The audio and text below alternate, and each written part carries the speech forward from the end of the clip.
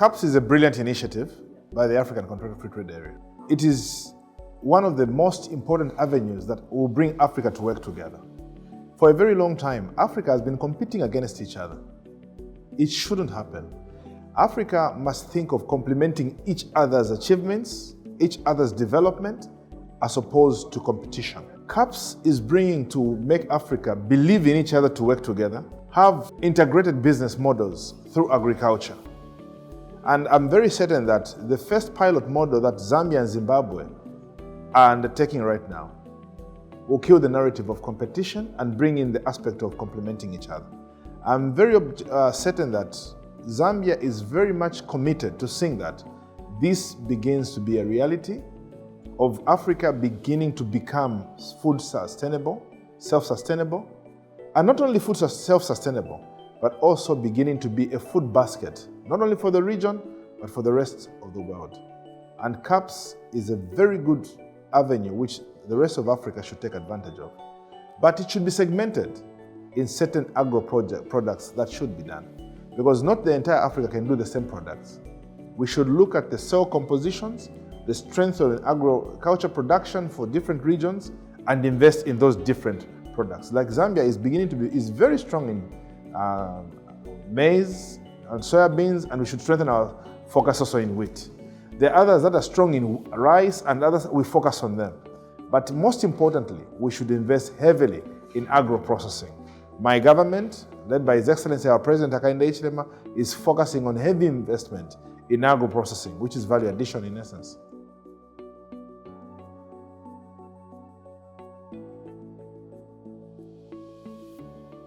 In Zambia, our focus as a government is to have a private sector-driven economy.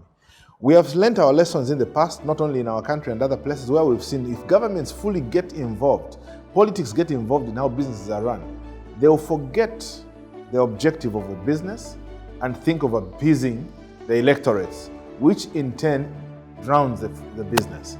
But our focus is to get a private sector-driven economy which collaborates with government, only for government to see how best we can support implementation of policies that supports growth for private sector. Because in the past we had seen that private sector believed in depending on government to do tenders and businesses, government to be the main player.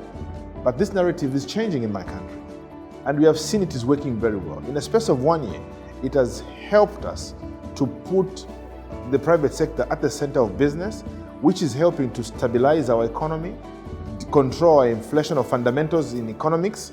And if we continue at this trajectory, I can assure you our focus is in the next 3 years, we should have built a resilient economy that will be self-sustainable in years ahead. The private sector brings a lot of innovation that adds a lot of value to economic transformation. So it is the same model that we hope that the entire African community can adopt, because government should be there to provide an enabling environment for the private sector to thrive. And private sector creates jobs, creates businesses, which in turn create taxes to contribute to the national treasuries.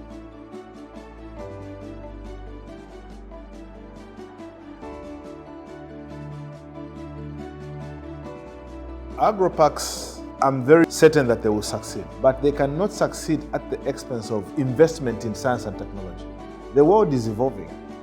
When we talk about agriculture, today we need to have science and investment in science and technology through research on soil compositions, pesticides, and everything that we're going to put in any kind of development.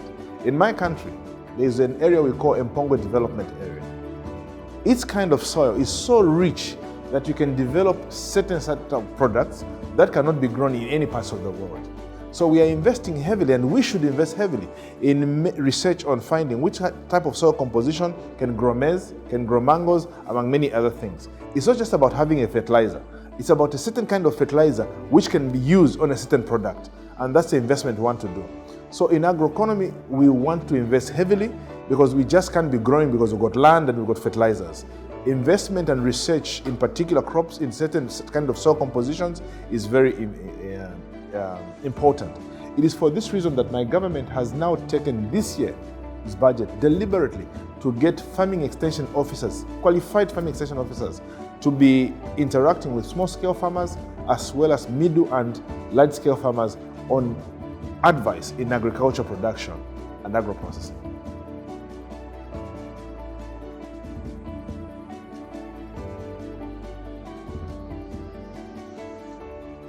If Africa does not invest in the youthful population, the youthful energies, the youthful dynamism, then we'll be left behind. No economy can grow at the expense of investment in the youth energies. Youths are so passionate, youths are so dynamic, youths are so innovative. So we are focusing on it. And my country deliberately, with the leadership of His Excellency, is leading that path.